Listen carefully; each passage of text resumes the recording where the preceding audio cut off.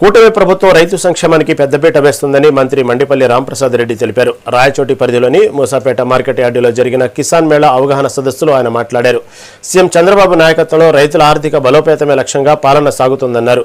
రైతుల ఆధునిక యంత్రాలను వినియోగించి తక్కువ పెట్టుబడితో ఎక్కువ లాభాలు పొందాలని, ప్రకృతి వ్యవసాయం వైపు మొగ్గు చూపాలని సూచించారు. వరికి బదులుగా ప్రత్యామ్నాయ పంటలు, చిరుధాన్యాలు సాగుపై దృష్టి సారించాలని పిలుపునిచ్చారు. ఏ పంటలైతే తక్కువ వర్షాభావంతో పంటలు వస్తాయో అలాంటి పంటలనే వేయండి అని చెప్తున్నారు. దయచేసి రైతు సోదరులు కూడా ఎప్పుడు పెడచెవును పెట్టకూడదు. ఎందుకంటే ప్రభుత్వాలు కూడా మన కోసమే ఇవన్నీ పనిచేస్తాయి.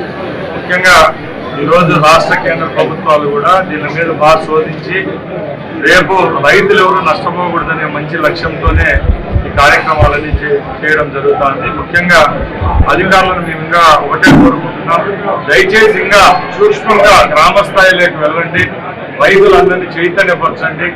ముఖ్యంగా ఎప్పుడు ఏ రంగంలో అయినా చైతన్యపరిచినప్పుడే మంచి చెడ్డ అనేది తెలుస్తాయి. ఇప్పుడు ఇంత టెక్నాలజీ ఉండే ఇంత కాలంలో ఇప్పటికి కూడా ఇంకా వరి పంట పెట్టే రైతులు చాలా మంది ఉన్నారు. కాబట్టి దయచేసి గ్రామ స్థాయిలోకి వెళ్ళినప్పుడు తప్పకుండా వాళ్ళని చైతన్యపరిచినప్పుడు సంవత్సరానికి వాళ్ళల్లో మార్పు ఉంటుంది. కాబట్టి తప్పకుండా దీనివల్ల రైతుకు మేలు జరుగుతుంది.